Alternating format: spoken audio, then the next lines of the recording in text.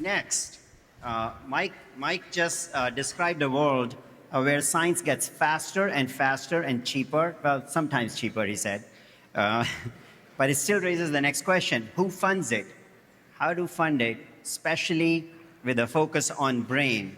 So to talk about how to get it funded, please welcome my next moderator guest, Todd Cozen, and his panel, Brain Lens Investing.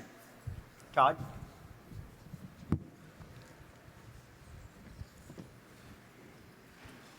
My friend, this is from my chair. Thanks, Vineet.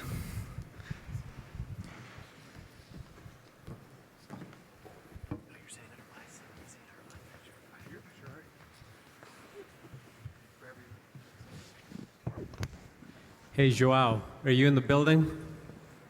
We're missing a panelist. Joao, make an entrance if you're here. Hi, everybody. How are you?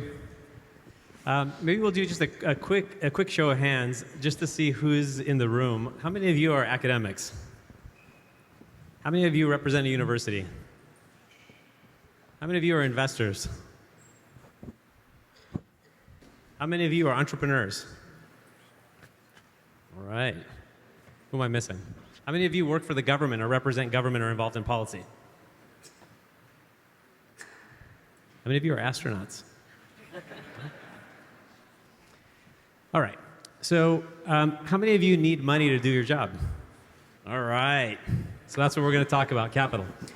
So when in one of our dear partners at MHI did a presentation on impact investing in capital yesterday, and one of the first slides, if you got a chance to see it, showed about 100 different, not 100, I'm exaggerating, but maybe 20, 30 different little hexagons that were different types of capital. Some of them were debt, some of them were equity investments, there were debt swaps, there was lots of different types of things. We're going to talk mostly about venture investment, which is part of the capital stack.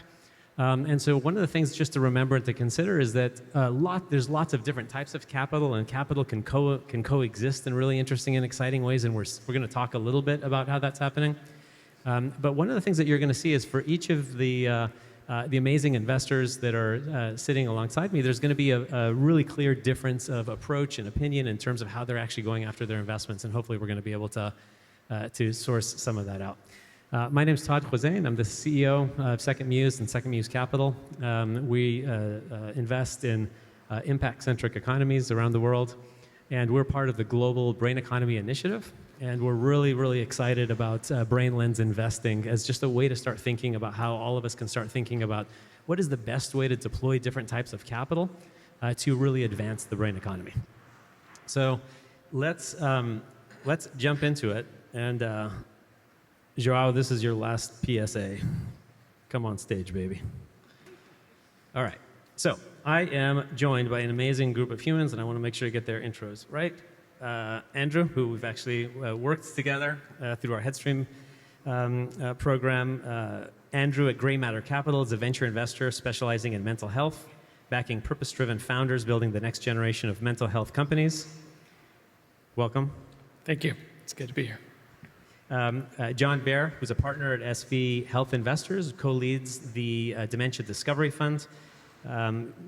John's an investor focused on dementia and neurodegenerative diseases, helping make the case that brain health investing may be more attractive and more scalable than conventional wisdom suggests. Thank you. It's my pleasure to be here.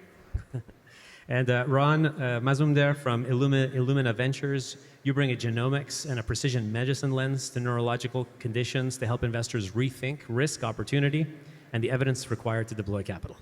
Thank you. Wonderful. So maybe we'll start with the first question, which is, what are you investing in? What do you see as investment opportunities? And maybe more importantly, what are you not investing in? We'll start with you. It's a great question. We really invest across the entire spectrum of mental health and brain health with the goal of finding really innovative ideas with the potential to change this field in some positive way.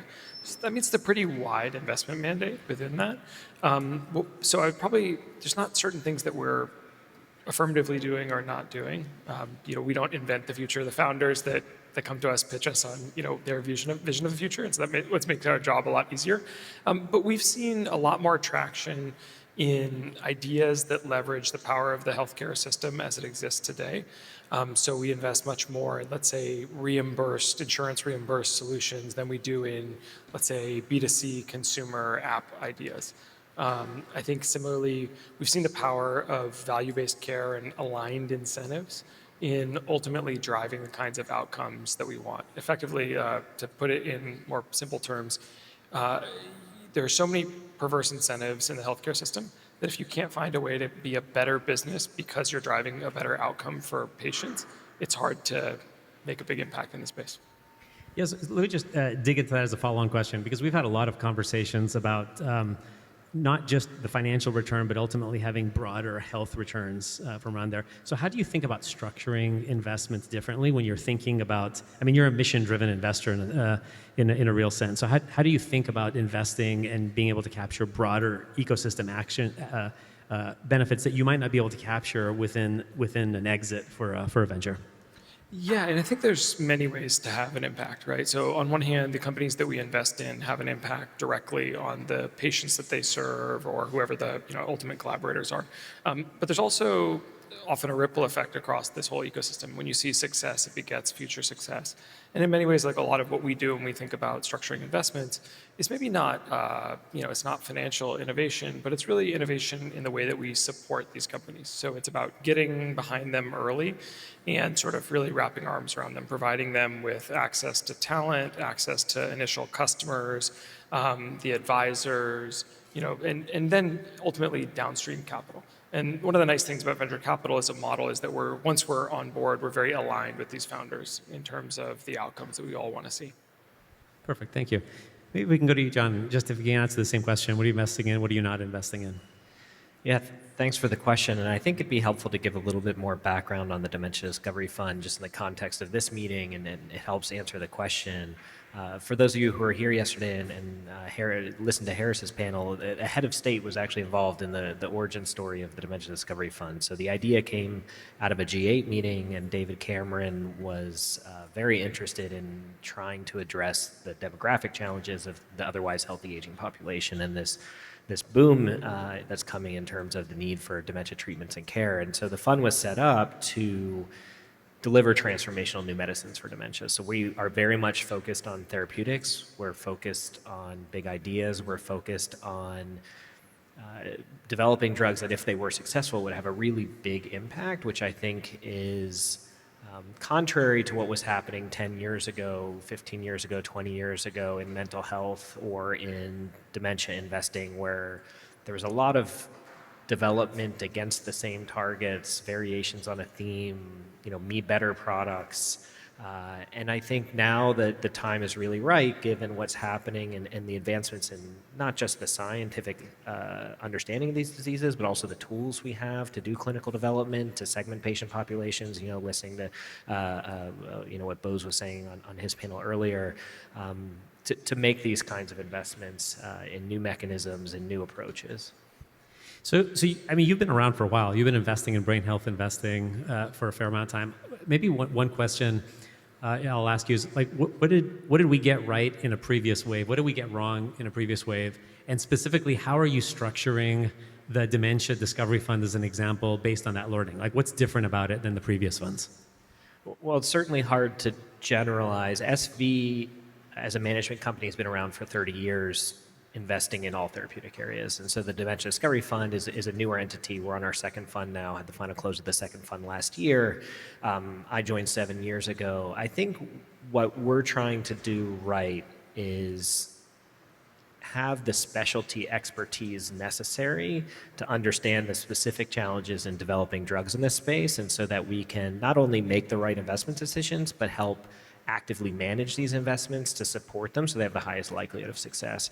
Developing drugs for any CNS condition is just a different beast than looking to develop drugs for peripheral indications, especially the types of indications that that are often held up as success stories like oncology or cardiovascular disease. And so understanding what limitations you have in terms of measuring what's going on in your target organ of interest, how challenging it is to find translational models because the brain is the most divergent organ in terms of evolution between us and the preclinical models and species that we use. So understanding these really specific differences between investing in dementia or CNS disorders and other disorders, we think that being a specialty fund, we will have a higher likelihood of success. Awesome, that's helpful. Ron, maybe we'll kick it to you. Same question. What are you investing in and what are you not? Yeah, thank you. So maybe if I can give a quick background about Illumina Ventures, I think it'll provide some context, and then I'll give some specific examples. So first of all, Illumina Ventures is a completely separate legal entity from Illumina, which is a sequencing company, very similar to what Karthik mentioned about Google Ventures. But Illumina is not our sole LP. We have many different investors. So we invest in therapeutics, diagnostics, and tools in the genomics, precision medicine area. And the reason why we do this broadly across those three different areas is a few reasons. First of all, we really think that to move complex diseases, especially neurodegeneration and psychiatric disorders forward, you really have to have this ecosystem of diagnostic biomarkers, new technologies, and therapeutics. And I think that was illustrated very nicely by Husseini Manji's excellent talk yesterday when he talked about new biomarkers, phospho-tau217, for example, and the PET tracers that they are using in their therapeutics programs. I think the second reason is, and I love this quote from Sidney Brenner, the Nobel laureate who passed away a few years ago, and he actually said that progress in science depends on new techniques, new ideas, and new discoveries, probably in that order. So it's really the importance of these foundational technologies and tools. And then lastly, we heard a lot about AI yesterday. What we didn't hear too much about was the data, the large data sets that you need to properly train these models. I think Mike, in the previous session, alluded to this quite nicely.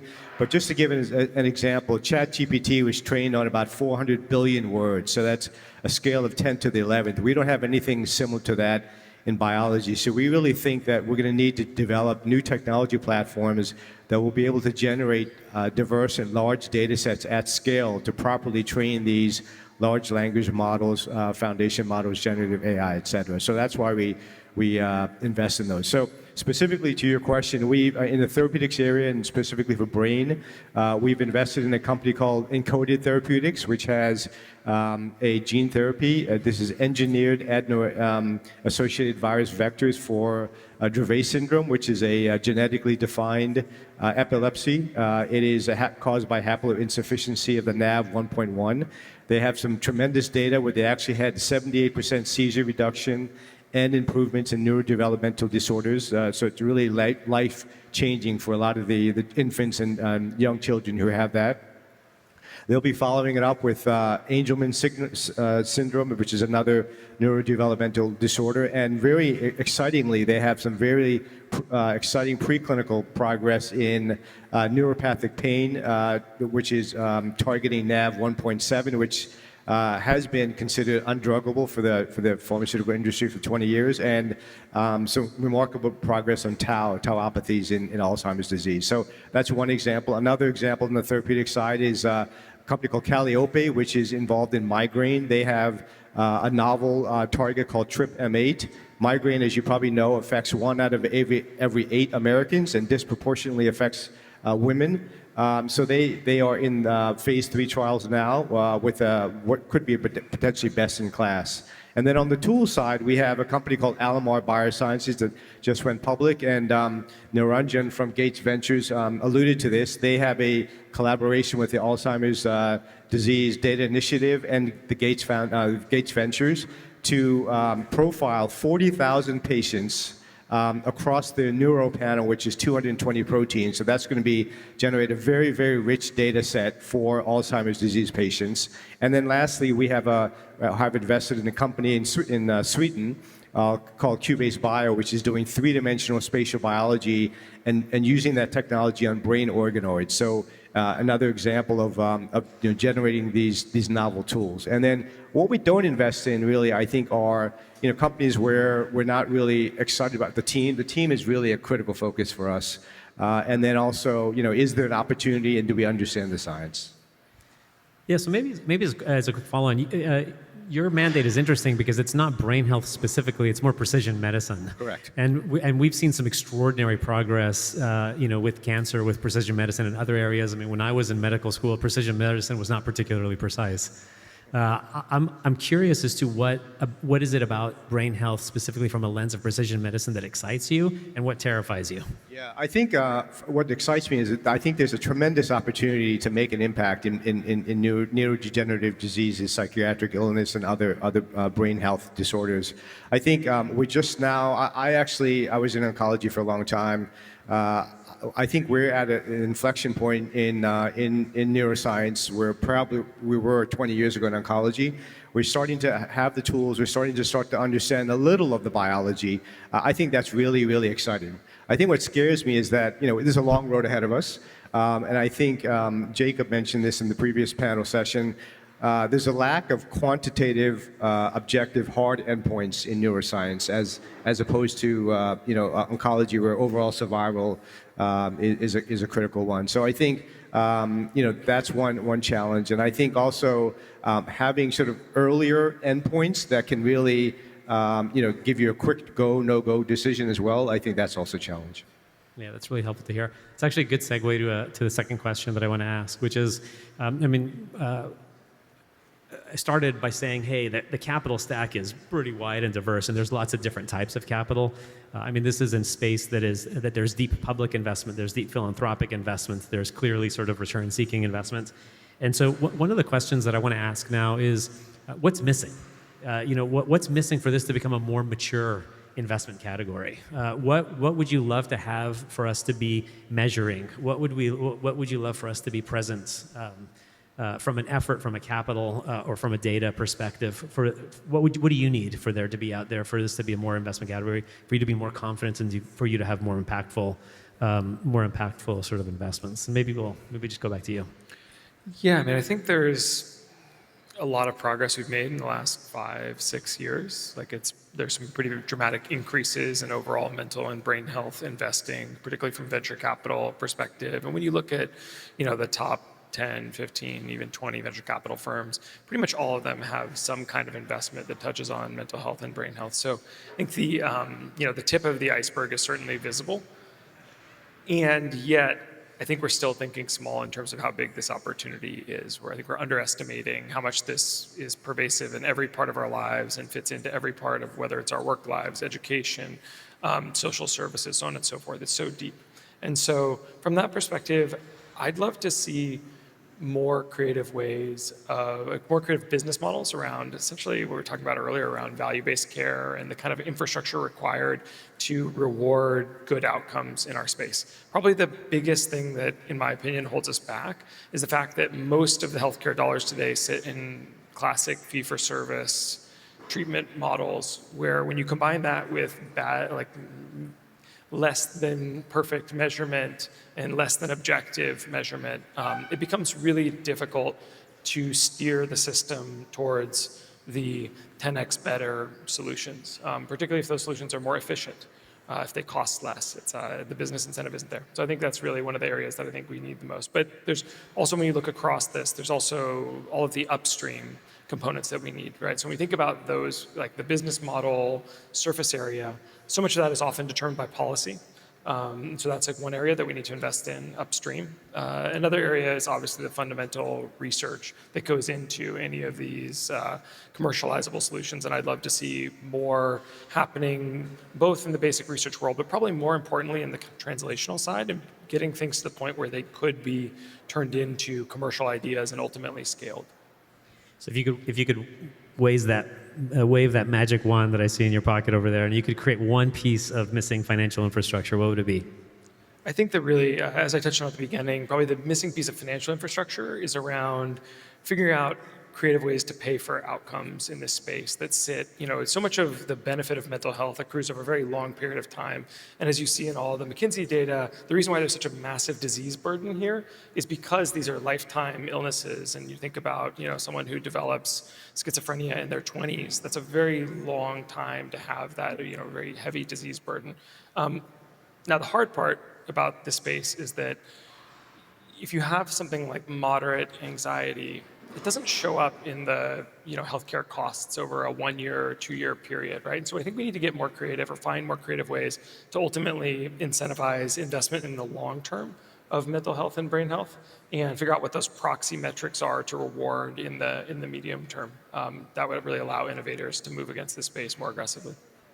Yeah, and one of the interesting things is that we have precedent for outcomes-based financing, and particularly on the environmental side of investments. And so, I think introducing, particularly with the right evidence framework and data, sort of missing data piece that you meant, and we actually heard a lot. There's a number of people like Rim over there who are building out really much more sophisticated data frameworks for what we're actually talking about.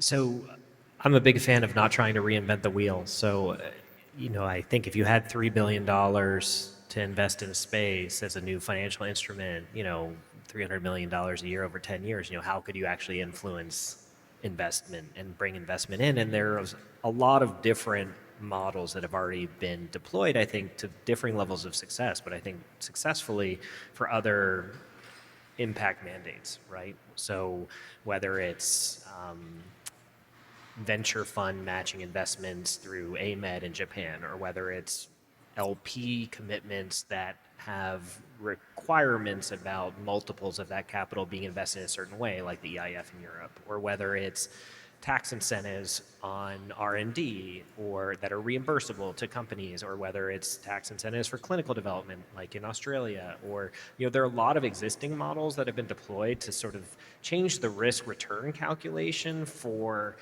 investing in a certain space, whether it's a therapeutic area or a geographical space. So I think there's a lot of models that one could look to.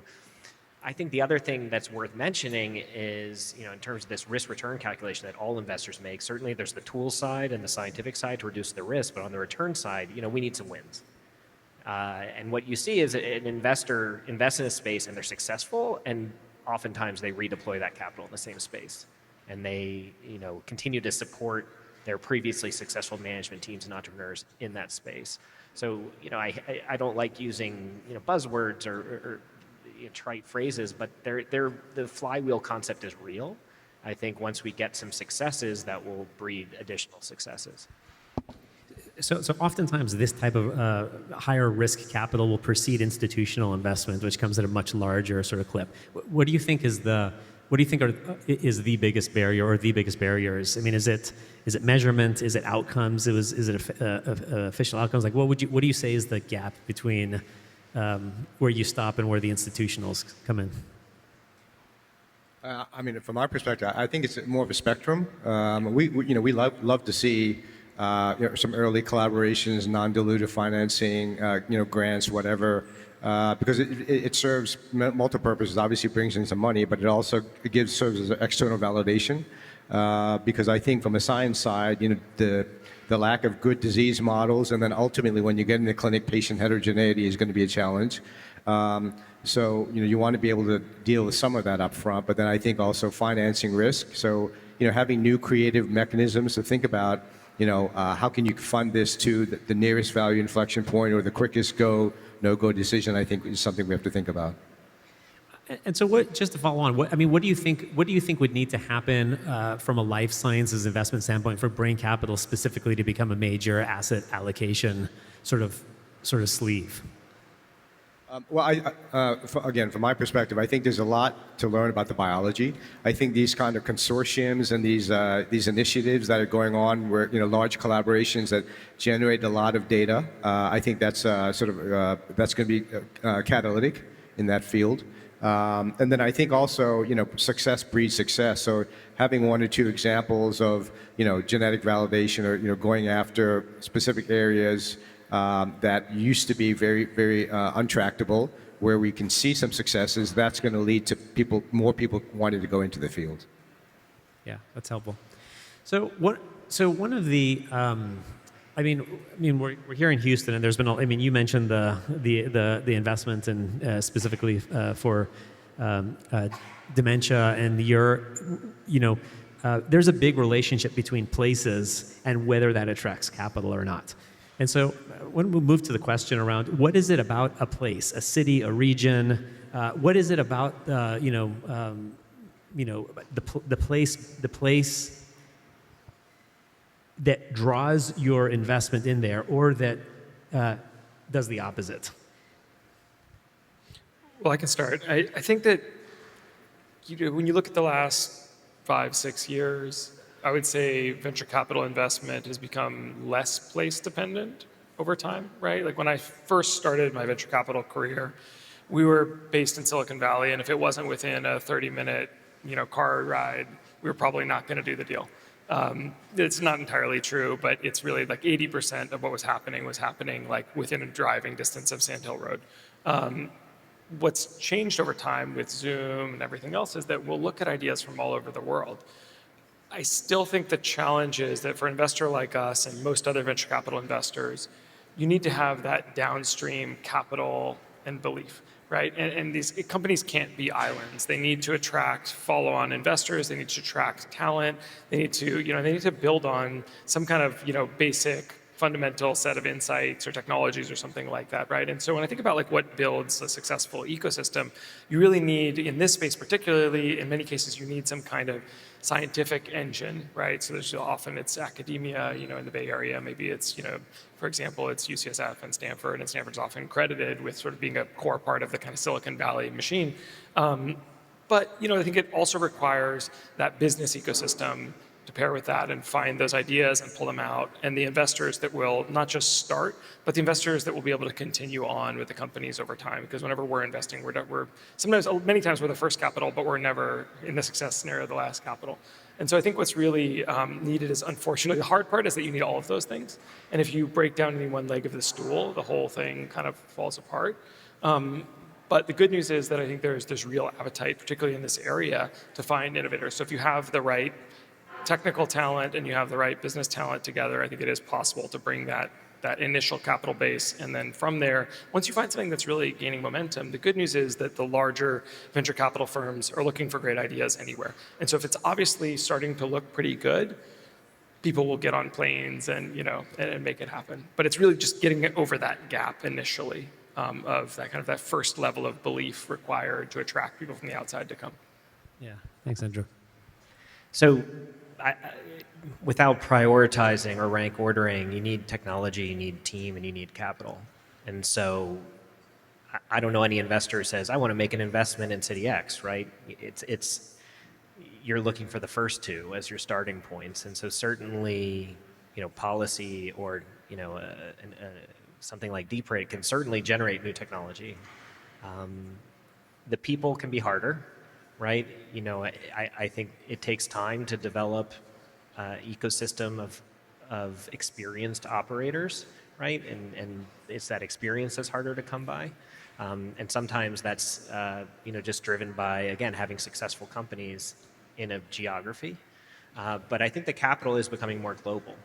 And it did used to be that, we're talking about private companies, so there's information asymmetry, and there's always going to be an advantage to being in a geography where the investors are, because you're more likely to have those collisions and those opportunities to have the capital and the team or the technology intersect. But other than that, capital certainly is becoming much more global, and it's also something that an initiative like DeepRate can help with, right? It's additional capital, right? So I do think that Houston has infrastructure, right? It has great academic science. So it's pulling those other pieces together. But I do think Houston and Texas are really growth markets for biotech innovation. Coming from a Rice alum. Yeah, maybe if I can just echo what my panelists said. I think, it's three buckets. One is talent availability and retention, because we look for serial entrepreneurs, people who have had successful exits and they can do it again. And, they're more likely to just stay in the same area that they are. Secondly, having these biomedical hubs, that's why the Bay Area and Boston attract so much capital, because, they have MIT, Harvard, and then you obviously have Berkeley, Stanford, UCSF. But, Houston has, you have Rice, Baylor, MD Anderson, you have many other fine institutions. So I think you have a lot of those pieces. And then lastly, you just need, those one or two first successes, and that really attracts people. And then the last thing I would just say is good ideas, right? Good ideas really stand out from the noise, right? So I would just say those four things are key. But I think Houston has a lot of those pieces, so. I mean, just to dig in a little bit, I mean, especially from a precision medicine angle, I mean, what would Houston need to do to make it the obvious place for precision medicine or for investment within brain capital? Yeah, I mean, I think just having some companies that actually start up in this ecosystem, right? So it's one thing to have some really good ideas and some nature papers in the lab, but then actually starting up a company, getting that initial seed funding, having those value inflection points, a path to, if it's a therapeutic, a path to the clinic or a path to some other product, having some real people who are experienced with that and actually having some investors come in and start a couple of those companies, I think that would be really concrete examples.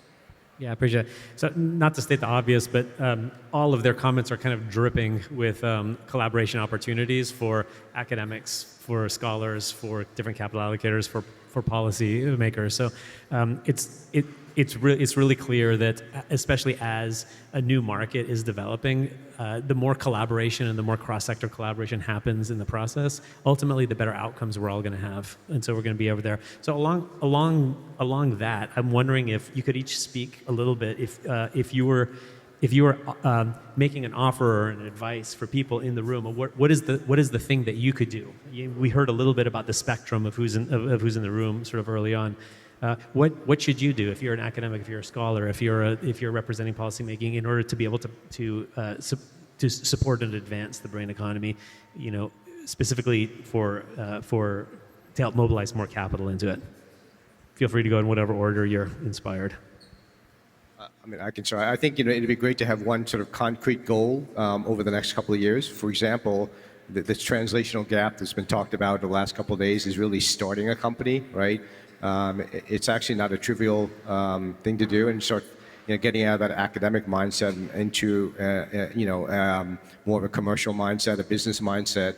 I've seen a lot of people who are successful. I've seen a lot of people who have been challenged making that transition. So I think just starting, a company, or just, having concrete goals over the next 2 years to start a company and translate some of those great ideas into an actual company. So it's hard to give actionable advice to such a diverse set of stakeholders, but I do think, in the spirit of this meeting as well, it's making connections and collaborating. It takes a lot of different skill sets to successfully translate any sort of technology all the way to patients, right? And it's the innovators, the operators, the business leaders. Obviously, there's all sorts of sub-disciplines within those, whether it's clinical development, preclinical development, regulatory, et cetera. So forums like these are a really good opportunity to make these connections. I think one thing that's catalytic about something like DBRIT, which I keep coming back to, obviously, maybe a reason why many of us are here, is that it's catalytic even before the money's spent, right? It's not just the awardees that get benefit. It's the idea that it's inspiring these conversations and these connections and the creation of these ambitious plans, right? So even those that aren't funded, I think there's real catalytic benefit to the creation of these initiatives. So I think just making these connections, building relationships with the other people and expertise you're going to need to succeed in these translational endeavors, I think that's really the actual advice I would give. Yeah, I mean, maybe to build on that, I think that the two things I think are probably most needed in developing a really robust ecosystem beyond the obvious already stated. I mean, I think there's this real, it sounds a little soft, but this generosity of spirit that is needed. I mean, see what makes Silicon Valley, for example, is the ecosystem that I'm most familiar with, work, is a level of people trying to help each other for no immediate personal gain, right? And sitting across these different silos that you may sit in, if you can reach across and collaborate with someone else, if you can help move some other project forward, if you can make the right connection at the right time, just lots and lots of little moments of helping each other really can compound. And I would combine that first point with a second one, which is patience. These things, like often when you have an exponential curve, right, it looks really slow at first, right? And as it comes in, you're like, oh, we're not getting there. But if it's compounding and growing, you will get there. And we've seen this in many other places. And what I think is very hopeful here is that yes, it will feel hard to get those first few big wins, but once you have, one huge outcome, that is an ecosystem often in and of itself, right? All the people who are involved in that now are both emboldened and enriched by it, and often go on to, create the angel ecosystems, and they found the next companies and the next projects and so on and so forth. And that is really, I think, hugely catalytic, but it takes a large degree of patience to get there. Can I also add one other thing? I mean, I'm on the advisory board of Johns Hopkins, and so I've interacted with a lot of faculty there, and also with Caltech. Like, those are two top premier research institutions. But it's interesting, they don't spin out a lot of companies, as opposed to places like Stanford and MIT, where if you go there, undergrads and grad students and faculty, they're thinking entrepreneurial from day one almost, right? So I think that mindset and the commitment to actually want to do this, to want to start a company, rather than seeing it as it's a bother, it's someone else's issue, I'm not going to deal with it. I mean, it's very, very different. So I think you really have to have that mindset and commitment that we really want to grow an ecosystem here, and we're going to do what it takes to do it, rather than saying, I'm not saying this is prevalent at those institutions, but rather than not thinking about it, because it makes a huge difference. Yeah, success really begets success. I know we don't really do audience participation questions, but I am somewhat uncontrollable. So I think that we're going to jump to see if there's anybody that has questions or thoughts, and you might have to belt it out, because I fear if I give you a mic, I'm going to... I'm ex-Army, I can talk. If I wasn't a pig-headed, stubborn operator, I would walk out of this conference depressed. Brain health is behavioral environment, chemistry, biology, and physics. Every single conversation for the last 2 days was either about biology, chemistry, environmental, and very little about physics, like electricity, magnetic, transcranial stimulation, all the things that are actually potentially innovative new ways to treat neurodegenerative diseases, and nobody's talking about them. And there's a few of us that have built companies, that are building companies in that space. It's not very promising right now. So why? Why is that? Why isn't the physics side of brain health and development and investing get the same weight as drugs? I can start. I think we don't invest in medical devices, for example, but I do know that I do have colleagues who do that. It is an area that people are looking more and more into now. fMRI was one example many years ago, but I mean, my son just finished his PhD thesis on brain waves and EEG. So, and there's a company, he has some colleagues, some company called Beacon Biosignals, based in Boston. They're looking at doing AI on all of the rich data that comes out of EEG. So. I will say that it's perhaps a few years behind in more biotech and biopharma investing, but there's a lot of interest and a lot of technologies being developed in that area now. So I would just say keep an eye on that. It is going to be an up and coming area pretty soon, but it's more challenging. So if I'm just speaking from the capital side, SV does have, one of our funds does have a device strategy. I think there have been some successes in brain stimulation. So RTMS is approved for major depressive disorder. There's certainly been a lot of interest, and I think with the excitement around brain-computer interface, there's new sources of capital coming into adjacent technology spaces that could apply to dementia. I think there's some structural challenges on the capital side. Device investors historically, if I want to overgeneralize, are investing in low biological risk, high execution risk companies and technologies, and then therapeutics investors are investing in high biology risk, low execution risk companies, and then you have the wrong mix in these brain stimulation companies where you have therapeutic type risk profiles, maybe device type business models and returns, and you can't find the right investors. So I do think that specifically on the capital side, there's been some historical structural issues, but I think especially as this new brand of tech bio investor comes to the forefront perhaps, and maybe some of those structural issues will change. Yeah, I mean, I think we continue to see actually that as a major area of interest and growth. It may still be small on a relative basis to, let's say, the amount of capital going into traditional therapeutics. back to the point about there being a super well-worn path there, I think makes a difference when you see, as an investor, you sit there and you see, okay, $10 billion exit here, $15 billion exit here, $8 billion exit here. It's a lot easier to say, okay, like maybe this will work, right? It's like, we're all kind of, basic creatures of pattern matching to some extent. And so I think that, but at the same time, we're seeing a lot of enthusiasm and interest. Brain-computer interface is obviously leading the way, and some of the really breakout valuations and sort of, let's say, excitement happening there. But maybe one of the challenges on the historical side is that you look at even TMS as an example. If you're a TMS manufacturer, those aren't huge businesses or great outcomes, right? Unfortunately, I think the future could look very different than the past. But that's the question that a lot of investors are asking: is like, how are we going to essentially underwrite the clinical risk plus the ultimate business risk downstream?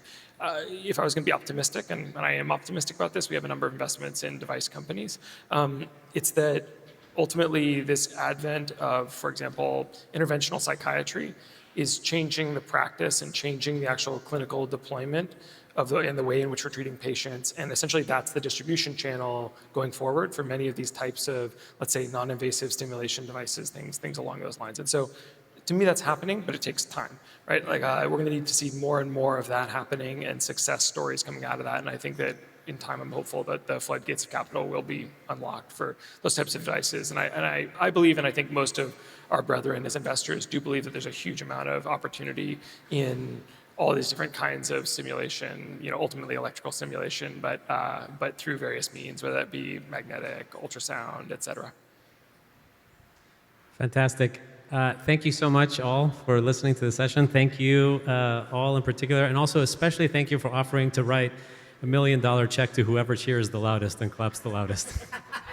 Me.